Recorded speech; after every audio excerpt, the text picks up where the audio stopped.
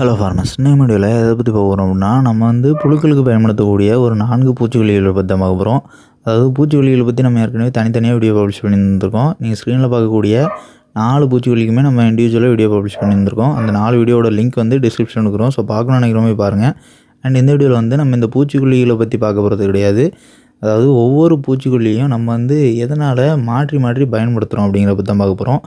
அது இப்போ நம்ம ஆர்டர் வைஸ் எடுத்து வச்சுருந்துருக்கோம். இப்போ ஃபஸ்ட்டு ப்ரொஃபனோஸ் 50% ஈஸி ஃபார்மெட்டில் இருக்கக்கூடியது செல்க்ரான் அப்படிங்கிற பூச்சிக்கொல்லி எடுத்து வச்சுருந்துருக்கோம். And next lambda cyhalothrin 5% EC ஃபார்மெட்டில் இருக்கக்கூடியதையும், அதற்கு பிறகு எமமெண்டின் பென்சோயிட் 5% எச்சி ஃபார்மெட்டில் இருக்கக்கூடிய பூச்சிக்கொல்லியையும், அதற்கு பிறகு குளோரன்ட்ரைனில்ப்ரோல் 18.5% எஸ்சி ஃபார்மெட்டில் இருக்கக்கூடிய கின்ஸ்டா அப்படிங்கிற பூச்சிக்கொல்லியை நம்ம எடுத்து வச்சுருந்துருக்கோம். இப்போ இந்த 4 பூச்சிக்கொல்லியில் நம்ம எந்த ஒரு பயிர்லையும் ஏற்படக்கூடிய இலைப்புழுவாக இருக்கட்டும், இல்லைனா காய்ப்புழுவாக இருக்கட்டும், இல்லைனா தண்டு புழுவாக இருக்கட்டும், இல்லை மொட்டு புழுவாக இருக்கட்டும், இந்த மாதிரியான புழுக்களை கட்டுப்படுத்துறதுக்கு நம்ம ஃபஸ்ட்டு என்ன பூச்சிக்கொல்லி பயன்படுத்தலாம் அப்படின்னா, நம்ம ஃபஸ்ட்டு எடுத்த ப்ரொஃபனோஸ் 50% தான் பயன்படுத்துகிறோம். எதனால் அப்படின்னா, மார்க்கெட்டில் புழுக்களுக்கு பயன்படுத்தக்கூடிய மருந்துகளில் விலைவாரியாக பார்க்கும்போது குறைந்த விலையில் கிடைக்கக்கூடிய முதற்கட்ட மருந்து இந்த ப்ரொஃபனோஸ் 50% தான். ஸோ இதற்கு நெக்ஸ்ட் தான் நம்ம ஏற்கனவே சொல்லியிருக்கக்கூடிய இந்த லேம்டா சைக்ளோத்ரின் வரும். ஸோ இந்த மாதிரி விலைவாரியாக குறைந்த விலையிலேருந்து அதிக விலைக்கு போக போக அந்த பூச்சிக்கொல்லியில் இருக்கக்கூடிய மூலக்கூறோட தன்மை கூடுதலாக இருக்கும். அதாவது ஒரு ஹார்டான கெமிக்கல்னு நம்ம சொல்லலாம். சாதாரணமாக பேஸ்லைனாக நம்ம சொல்லக்கூடிய இந்த ப்ரொஃபனோஸை விட கொஞ்சம் கொஞ்சமாக கெமிக்கலோட தன்மை கூடிகிட்டே இருக்கும். ஸோ அந்த மாதிரி பார்க்கும்போது ஃபஸ்ட்டு நம்ம பயன்படுத்தக்கூடியது இந்த ப்ரொஃபனோஸ் 50% தான். இதில் ரிசல்ட் கிடைக்கல அப்படிங்கிற பட்சத்தில் நம்ம நெக்ஸ்ட்டாக லேம்டா சைக்ளோத்ரின் 5% ஈஸி இருக்கக்கூடிய பூச்சிக்கொல்லியை பயன்படுத்தணும். அண்ட் இந்த 2 பூச்சிக்கொல்லிகளுக்கான விலை வேறுபாடுன்னு பார்க்கும்போது குறைந்த அளவில் தான் இருக்கும். ஆனால் கெமிக்கலோட தன்மை வேறு. இது ஆர்கனோபாஸ்பேட், அதாவது ப்ரொஃபனோஸ் 50% organophosphate and lambda cyhalothrin pyrethroid அப்படிங்கிற குரூப்பை சேர்ந்தது. ஸோ ரெண்டுத்துக்கும் வேறுபாடு உண்டு. ஸோ அதனால் நீங்கள் ப்ரொஃபனோஸ் 50% பயன்படுத்தி புழுக்கள் கேட்கல அப்படிங்கிற பட்சத்தில் செகண்டாக லேம்டா சைக்ளோத்ரின் பயன்படுத்தலாம். அண்ட் இந்த ரெண்டுத்துக்குமே கேட்கலங்கிற பட்சத்தில் தான் நீங்கள் எமமெண்டின் பென்சோயிட்டுக்கு வரணும். அண்ட் இந்த எமமெண்டின் பென்சோயிட் ஆவர்மெக்டின் அப்படிங்கிற குரூப்பை சேர்ந்தது. இந்த பூச்சிக்கொல்லியை பயன்படுத்தும் போது நம்ம ஃபஸ்ட்டு சொன்ன 2 பூச்சிக்கொல்லிக்கு கேட்காத பட்சத்தில் புழுக்களுக்கு எல்லாமே நல்லா கேட்கும்.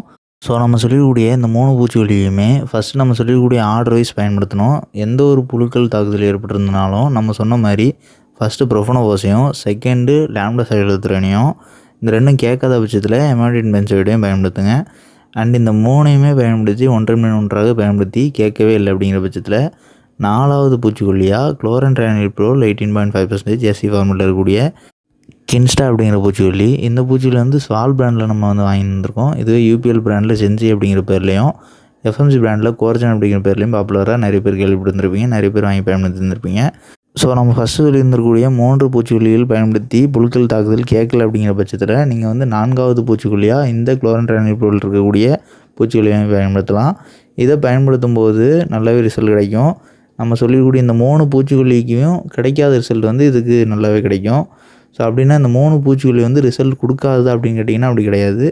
அதுக்கு காரணம் நம்ம ஃபஸ்ட்டு ஒரு பூச்சிக்கொல்லியை பயன்படுத்தணும் அப்படின்னா அந்த பூச்சிக்கொல்லிக்கு குறைந்தபட்சமான இடைவெளி நாட்கள் விட்டு தான் இன்னொரு பூச்சிக்கொல்லியை ஸ்ப்ரே பண்ணணும்.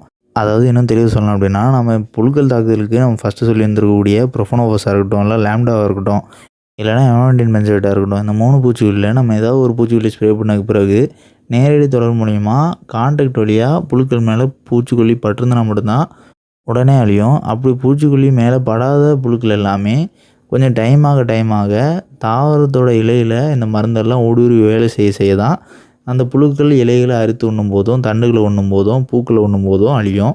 ஸோ அதுக்கு 1 நாளில் இருந்து 2 நாட்கள், அதே நேரத்தில் இந்த லேம்டா சைக்ளோத்ரின்லாம் 3 நாட்கள் வரை முழுமையான ரிசல்ட் கிடைக்கிறதுக்கு டைம் எடுக்கும். ஸோ அந்த மாதிரி இருக்க பட்சத்தில் நம்ம 2 நாட்கள்லேயே ரிசல்ட் கிடைக்கலன்னு திருப்பி அதே பூச்சிக்கொல்லியை ஸ்ப்ரே பண்ணும்போதோ, இல்லைனா வேறு எந்த ஒரு பூச்சிக்கொல்லியை உடனே மாற்றி பயன்படுத்தும் போதோ அந்த புழுக்கள் எல்லாம் பூச்சிக்கொல்லியை தாங்கி வளருவதற்கான எதிர்ப்பு சக்தி அந்த புழுக்களில் உண்டாக ஆரம்பிச்சிடும். ஸோ அப்படி ஆயிடுச்சு அப்படின்னா புழுக்கள் ரெசிஸ்டண்ட் ஆயிரும். ஸோ நம்ம எந்த பூச்சிக்கொல்லியை உடனே குறைந்த இடைவெளி நாட்களில் திருப்பி பயன்படுத்தியிருந்தோமோ அந்த பூச்சிக்கொல்லியை பயன்படுத்தும் போது புழுக்கள் அழியாது அப்படிங்கிற நிலை ஏற்பட்டுரும். ஸோ அதற்கு பிறகு வேறு பூச்சிக்கொல்லி மாற்றி பயன்படுத்தும் போதுமே, இப்போது ஃபஸ்ட்டு ப்ரொஃபனோஸ் தான் ஸ்ப்ரே பண்ணுறீங்க அப்படிங்கிற பட்சத்தில் 2 நாட்களில் திருப்பி ப்ரொஃபனோஸ் ஸ்ப்ரே பண்ணும்போது ரிசல்ட் கிடைக்காத மாதிரி தென்படும். ஸோ அப்படி ஆச்சுன்னா நீங்கள் லேம்டா ஸ்ப்ரே பண்ணுறீங்க அப்படிங்கிற பட்சத்தில் ஸ்ப்ரே பண்ண 2வது நாளோ 3வது நாளோ ரிசல்ட் கிடைக்கும். ஆனால் அந்த 3வது நாளே திருப்பி நீங்கள் லேம்டா ஸ்ப்ரே பண்ணும்போது ஒரு 2 ஸ்ப்ரேக்கு பிறகு திருப்பி லேம்டாவுக்குமே ரிசல்ட் கிடைக்காது. ஸோ இந்த மாதிரி நடக்கிறத வந்து தவிர்க்கிறதுக்கு ஃபஸ்ட்டு நம்ம குறைந்த இடைவெளி நாட்கள் விட்டு ஸ்ப்ரே பண்ணால் தான் ஃபஸ்ட்டு இந்த மாதிரி ரெசிஸ்டண்ட் ஆகிறத தவிர்க்க முடியும். ஸோ இந்த மாதிரி ரெசிஸ்டண்ட் ஆகாத பட்சத்தில் எந்த ஒரு பூச்சிக்கொல்லி பயன்படுத்தினாலுமே ரிசல்ட் வந்து 100% கிடைக்கும். ஸோ அப்படி ரிசல்ட் 100% கிடைக்காம போகுது அப்படின்னா அந்த புழுக்கள் தாக்குதல் நம்ம சாதாரணமாக பயன்படுத்தக்கூடிய இந்த பேஸ் லைன்லேருந்து பயன்படுத்தக்கூடிய ப்ரொஃபனோவோஸ், லேம்டா, எமமென்டின் பென்சோயேட் இந்த மாதிரியான பூச்சிக்கொல்லிகளுக்கு கேட்காத அளவுக்கு தீவிரமாக புழுக்கள் பரவி இருக்குது அப்படின்னு தான் அர்த்தம். ஸோ எந்த ஒரு பயிர்லையும் ஏற்படக்கூடிய எந்த ஒரு காய்ப்புழு தாக்குதலோ, மொட்டுப்புழு தாக்குதலோ, இலைப்புழு தாக்குதலுக்கும் நீங்கள் பூச்சிக்கொல்லி ஸ்ப்ரே பண்ணுறீங்க அப்படிங்கிற பட்சத்தில் முதல் ஸ்ப்ரே ப்ரொஃபனோவோஸ் பயன்படுத்துங்க. எப்போ ரிசல்ட் கிடைக்காம போகுதோ அப்போ வந்து நீங்கள் லேம்டா பயன்படுத்துங்க. ஸோ ரிசல்ட் கிடைக்காம போகிறதுக்கு முன்னாடி எத்தனை நாட்களுக்கு ஒரு முறை பயன்படுத்தணும் அப்படின்னா, அதிக அளவு காய்ப்புழு தாக்குதலும் மொட்டுப்புழு தாக்குதலும் ஏற்படக்கூடிய பயிர்களுக்கு தனித்து ப்ரொஃபனோவோஸ் பயன்படுத்துகிறீங்க அப்படிங்கிற பட்சத்தில் அவங்க வந்து குறைந்தபட்சமாக 3லேருந்து 5 நாட்களுக்குள்ளே ஒரு முறை ஸ்ப்ரே பண்ணலாம். அதனால் பயிர்களுக்கு எந்த ஒரு பாதிப்பும் ஏற்படாது. இதுவே இந்த 5 நாட்களோட கூடுதலான இடைவெளி நாட்கள் எடுத்துக்கணும் அப்படின்னு நினைக்கிறீங்கன்னா, நம்ம சொல்லக்கூடிய மற்ற 3 பூச்சிக்கொல்லியில் ஏதாவது ஒரு பூச்சிக்கொல்லி கூட சேர்த்து பயன்படுத்துகிற மூலயமா இடைவெளி நாட்களை கூடுதலாக நம்மளால் எடுத்துக்க முடியும். அண்ட் ரிசல்ட் வந்து நீண்ட நாட்கள் பயிர்களில் தென்படும், புழுக்கள் உடனே ஏற்படாமல் இருக்கும். ஸோ இந்த 4 பூச்சிக்கொல்லியில் நீங்கள் எந்த ஒரு 2 பூச்சிக்கொல்லியுமே சேர்த்து பயன்படுத்துகிற மூலயமா ஸ்ப்ரே பண்ணக்கூடிய இடைவெளி நாட்களை வந்து நம்மளால் கூட்டிக்க முடியும். ஸோ அண்ட் இதோட ப்ரைஸ்ன்னு பார்க்கும்போது இப்போ நம்ம சொல்லக்கூடிய இந்த ப்ரொஃபனோவோஸும் லேம்டாவும் கிட்டத்தட்ட சேம் ப்ரைஸ் தான். ஒரு எம்எல்லோட விலை வந்து அதிகபட்சமாக ₹1 அப்படிங்கிற விலையில் ஸ்டோரில் அவைலபிளாக இருக்கும். அதாவது 100 ml அப்படின்னா ₹100லேருந்து ₹120 அந்த மாதிரி ரேஞ்சுக்குள்ளே இருக்கும் இந்த லேம்டாவும் ப்ரொஃபனோவோஸும். ஸோ ₹100 அப்படிங்கும்போது ஒரு ml ₹1 அப்படிங்கிற ப்ரைஸ் வரும். அண்ட் இந்த எமமென்டின் பென்சோயேட்டை பொறுத்தவரை குறைந்தபட்ச பேக்கேஜாக 50 கிராம்லேருந்து அவைலபிளாக இருக்குது. அண்ட் இதோட ப்ரைஸ் வந்து ஒரு கிராமோட விலை வந்து ₹2 இல்லைனா ₹3 அப்படிங்கிற ரேஞ்ச் வர இருக்குது. அண்ட் இதுவே நெக்ஸ்ட் அந்த குளோரன்ட்ரைனில்ப்ரோட ப்ரைஸ்ன்னு பார்க்கும்போது இது வந்து கொஞ்சம் கூடுதலான விலை அப்படின்னு சொல்லலாம். ஒரு எம்எல்லோட விலை வந்து ₹4லேருந்து ₹5 அப்படிங்கிற விலை வர கூட இருக்குது. ஒரு சில பிராண்டில் ₹6 அப்படிங்கிற விலை வர கூட இருக்குது. ஸோ இது வந்து 60 ml பேக்கேஜ்னு எடுத்துக்கிட்டோம்னா ₹300லேருந்து ₹500 கிட்ட வருது. அண்ட் ஒருவேளை 2 பூச்சிக்கொல்லிகளை சேர்த்து பயன்படுத்தாமல் தனித்தே பயன்படுத்தணும் அப்படின்னு நினைக்கிறவங்களுக்கு ஒரு வழிமுறை இருக்குது. அது என்ன அப்படின்னா, இப்போ முதல் ஸ்ப்ரே வந்து ப்ரொஃபனோவோஸ் பயன்படுத்துகிறீங்க அப்படிங்கிற பட்சத்தில் அதில் வந்து 3வது நாளோ இல்லைனா 4வது நாட்களோ லேம்டா சைலோத்ரியன் பயன்படுத்துங்க. ஸோ வெவ்வேறு பூச்சிக்கொல்லிகளை மாற்றி மாற்றி ஸ்ப்ரே பண்ணும்போது புழுக்கள் வந்து அந்த பூச்சிக்கொல்லிகளை தாங்கி வளர்கிறதுக்கு கிரியேட் ஆகக்கூடிய அந்த எதிர்ப்பு சக்தியை வந்து நம்மளால் தடுக்க முடியும். ஸோ இந்த மாதிரி பயன்படுத்துறதுனால புழுக்கள் தாக்குதல் ஏற்படுறதையும் பரவுறதையும் நம்மளால் முற்றிலும் தவிர்க்க முடியும். அண்ட் இந்த மாதிரி புழுக்கள் தாக்குதல் ஏற்படுறதை முற்றிலும் தவிர்க்கிறதுனால பயிர் சேதமும் மகசூல் இழப்பும் ஏற்படாத அளவுக்கு நம்மளால் பார்த்துக்க முடியும்.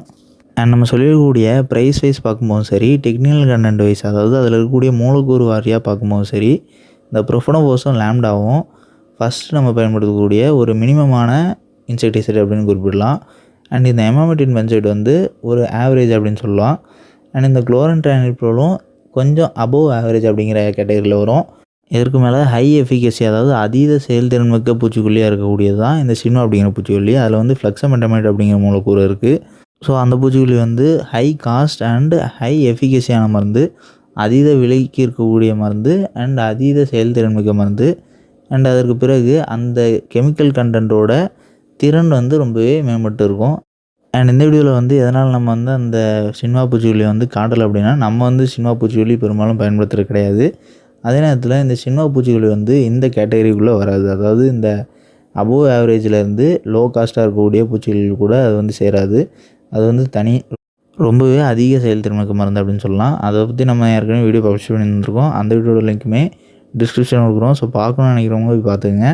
அண்ட் எதனால் இந்த சின்வா பூச்சிக்கொல்லி வந்து இந்த கேட்டகரிக்குள்ளே வராது அப்படின்னு பார்க்கும்போது, நம்ம சொல்லக்கூடிய இந்த ப்ரொஃபனோவோஸோ லேம்டாவோ இல்லைனா இந்த எமமென்டின் பென்சோயேட்டோ இதுவும் இல்லைனா இந்த குளோரன்ட்ரைனில்ப்ரோ இருக்கக்கூடிய டெக்னிக்கல் இருக்கக்கூடிய பூச்சிக்கொல்லிகளை நம்ம மாற்றி மாற்றி பயன்படுத்தினாலும் சரி, இல்லைனா தொடர்ச்சியாக பயன்படுத்தினாலும் சரி, இல்லைனா நம்ம இந்த குளோரன்ட்ரைனில்ப்ரோவை ஸ்ப்ரே பண்ணிவிட்டு அதற்கு பிறகு லேம்டாவோ இல்லை ப்ரொஃபனோவோஸ் பயன்படுத்தினாலும் சரி, ரிசல்ட் வந்து ஓரளவு கிடைக்கும். எப்போமாவது ஒரு சில சமயங்களில் ரெசிஸ்டண்ட் ஏற்படும் போது மட்டும்தான் அந்த புழுக்கள் வந்து அழியாது. ஆனால் இதுவே நம்ம வந்து ஃப்ளக்ஸமெண்டமைடு ஃபஸ்ட்டு ஸ்ப்ரே பண்ணிட்டோம் அப்படின்னா, அதற்கு பிறகு எமமென்டின் பென்சோயேட்டோ இல்லைனா குளோரன்ட்ரைனில்ப்ரோவோ ப்ரொஃபனோவோஸோ லேம்டாவோ பயன்படுத்தினோம் அப்படின்னா ரிசல்ட் 100% கிடைக்கிறது இல்லை, 50% கிடைக்கிறது ரொம்பவே சந்தேகம் தான். எதனால் அப்படின்னா அந்த மாலிக்யூலோட திறன் வந்து ரொம்பவே அதிக செயல்திறன் மிக்க பூச்சிக்கொல்லி, நம்ம ஏற்கனவே சொன்ன மாதிரி. ஸோ அந்த மாதிரி அதிக விலைக்கு இருக்கக்கூடிய அதிக செயல்திறன் மிக்க பூச்சிக்கொல்லியை நம்ம ஃபஸ்ட்டே ஸ்ப்ரே பண்ணிட்டோம் அப்படின்னா தாவரம் வந்து அதுக்கு அடாப்ட் ஆகிரும். ஸோ அந்த பூச்சிகளை நம்ம திருப்பி பயன்படுத்தினாலோ இல்லைனா அதோட கூடுதலாக ஏதாவது பயன்படுத்தினாலோ தான் கேட்குமே தவிர அதோட குறைந்த விலையில் இருக்கக்கூடிய பூச்சிகளை பயன்படுத்தினோம் அப்படின்னா ரிசல்ட் வந்து கிடைக்காது. அதுக்கு காரணம் இந்த புழுக்கள் எல்லாமே இந்த அதிக செயல்திறன் மிக்க பூச்சிக்கொல்லிக்கே அழிஞ்சிருந்திருக்கிறதுனால அதை விட குறைவான செயல்திறன் மிக்க பூச்சிக்கொல்லிகள் நம்ம பயன்படுத்தும் போது அதை தாங்கி உட்கொண்டு வளர்கிறதுக்கான எதிர்ப்பு சக்தி உள்ளே உண்டாக ஆரம்பிச்சிடும் புழுக்களுக்கு.